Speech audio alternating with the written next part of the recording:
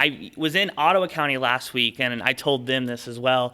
There are more people in this room here in Tahlequah than in some of the meetings I've seen in Oklahoma City and in Tulsa. So the energy here that you guys have to elect Democrats is amazing. And it's really, yeah.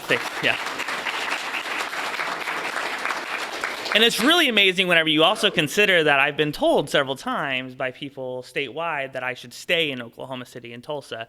I just don't happen to agree that that's a winning strategy for Democrats in Oklahoma whenever we have such great groups like this out in Cherokee County, a dot of blue and a sea of red, right? So like Pam said, I am from Edmond, and whenever you tell people that you're running for Senate in Oklahoma, a lot of times they kind of look at you like you're crazy, right? Because, well, this is Oklahoma, right? Jim Inhofe has been in this seat for for 25 years now, and he's been in Congress longer than I've been alive. So he's an establishment, and so I'm challenging somebody who's very well established in the state of Oklahoma. But at the end of the day, Jim Inhofe does not own that Senate seat. The Republican Party does not own that Senate seat. The people of Oklahoma own that Senate seat. And I believe that it's time that the people of Oklahoma had a chance to stand up and say that we have had enough of politicians who only seek to serve themselves while they're in office. And that is what I think Jim Inhofe has done in his time in Washington, D.C.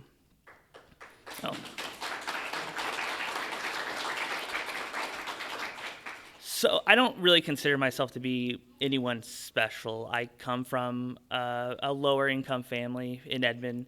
My dad was a truck driver, hardest working man I've ever met in my life. Would work 60 hours a week, and at times we still struggled, even though he was working 60 hours a week. We relied on government programs a lot of times to get by. I grew up on food stamps and reduced lunches. I grew up on Sooner Care. Right, but because those programs were made available to me, I was able to succeed in school. I was able to focus whenever I went. I was able to even go in the first place because I wasn't sick all the time.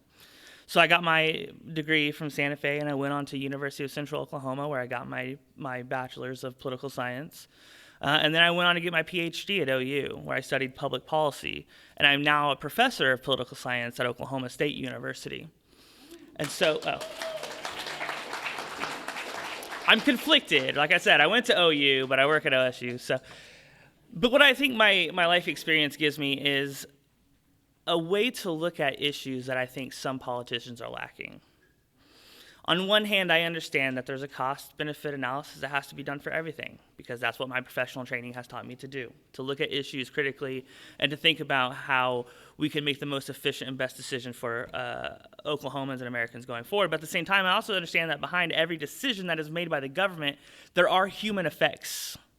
There are humans that are affected by every single decision that are made, and there are times where we have to swerve away from maybe what is the most efficient policy at times whenever there are human costs behind it. So there are a few issues that I think are really important that we need to focus on here in Oklahoma.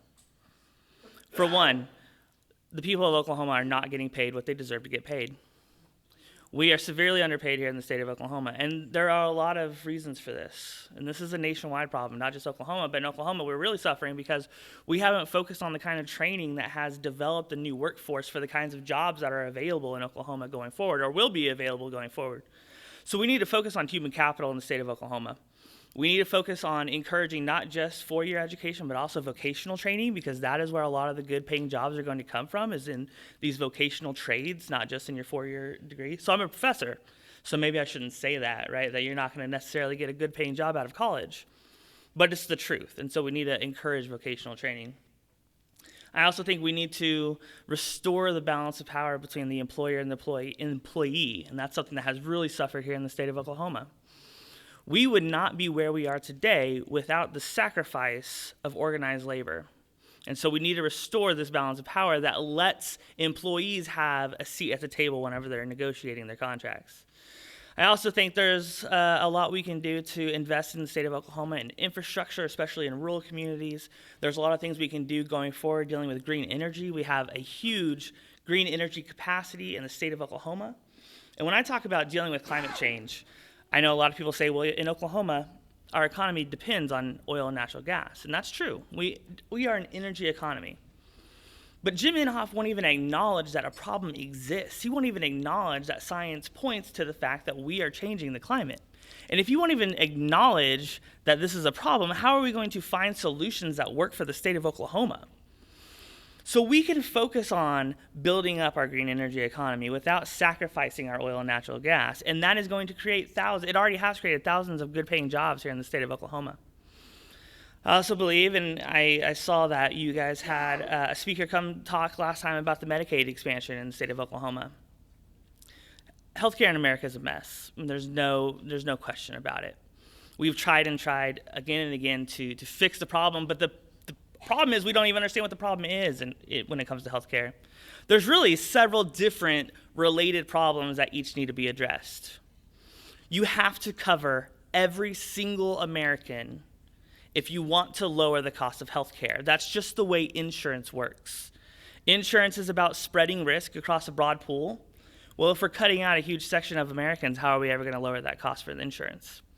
We also have to deal with the fact that the American economy, the American government, is the only industrialized economy that isn't allowed to negotiate drug prices with pharmaceutical companies. And because of that, we are subsidizing the lower prices in places like Canada and the United Kingdom. Whenever you hear somebody say, oh, do you want your healthcare to be like that socialist Canada or socialist United Kingdom, what you should remind them is the reason they're paying so little is because we are paying so much. We're making up the difference. So we need to let our government negotiate drug prices so we can bring that down. And then there's also the cost of care. There needs to be more transparency in our medical system. We also have to deal with the fact that rural hospitals are closing every single day across the nation, right? And so people are having to drive hundreds of miles across the country, or across the state, I should say, to get the care they deserve. There's a lot of issues that we are facing in the state of Oklahoma and in the United States of America. And the problem for us right now is leadership. Like I had said, our current leaders aren't really doing much more than serving themselves. And I think Jim Inhofe, his actions recently have shown this. So last week when I was in Ottawa County, we were talking about the flooding situation that is going on related to Grand Lake. Senator Inhofe is now wanting to change the way that dam that regulates Grand Lake is regulated to be the only dam in the entire country that is not regulated by the same regulation commission that is regulating every other dam in the United States. Because if water levels are lowered in that lake, which would alleviate the flooding in Ottawa County, well, his own property would be affected because he owns a lake house on Grand Lake. This is what we are facing. This is what we are facing. We are facing someone who is there to serve himself. Like I said, I don't think I'm a special person. I come from a modest family. But I think Oklahoma deserves better. And I think that if we all work together, we can push towards an Oklahoma that understands that our farmers are struggling because a trade war is being waged through Twitter. I think if we work together, we can push forward to understand that working families are struggling right now because of student loan debt they took out when they were in college because they were promised some salary. And then when they graduate, they realize that salary isn't actually there, so now they have this massive debt. Or because their health insurance costs too much. Or we can work to help these teachers who are reaching into their own pockets and paying for school supplies. Their entire raise that they just got has been eaten up. My aunt is a teacher. I was talking to her the other day about this, and I said, you guys got a pay raise. And she looked at me and she said, it's not really a pay raise whenever I'm spending all of that money on the school supplies that the school should be providing for my students anyway. So we have to realize that there are some problems here in the state of Oklahoma. And I know it's going to be hard, obviously.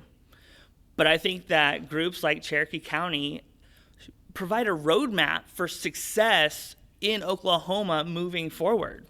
We had some great gains in 2018. For the first time in my life, I have a Democratic Congresswoman in Kendra Horn. And that's amazing. I didn't think that was going to happen anytime soon in my lifetime, at least, right? But people are waking up to what's going on, and they're realizing that there are some serious issues with the leadership that we have. But if we're going to keep those gains that we made in 2018, we have to continue pushing forward. And that is why I'm going to try my hardest to get out there and to activate as many voters as I possibly can. because every extra vote that I'm able to activate is going to be another Democratic vote that's going to help us down the ballot as well. We are not going to move forward as a party unless we're all moving forward together. I truly believe that. And in addition to Oklahoma County, Tulsa County is moving this way as well. And of course we have Cherokee County. It's just, we're living an amazing time right now. This is an amazing political time in our nation and in our state. People are tired of the same old politicians running over and over again. People are tired of policies that are only seeking to serve one group of people. And I think that the energy is really there for some serious change to come. But I need help from everybody if we are going to do this right. It's going to take every single person you know, everybody in this room, everybody who's not in this room, working together to spread the message, to tell people about what Inhofe has done, or maybe more, to be more correct, what he hasn't done, which is a lot, right, for the state of Oklahoma. He's one of the least efficient senators in the entire U.S. Senate, and he's been there for several decades. So he's not working for us. He's working for the special interests that are funding his campaign. So I appreciate you guys inviting me to come here on a short notice. It was a great drive. It's a beautiful part of the state. This is my first time in Tahlequah. It will not be my last time in Tahlequah, I promise you that.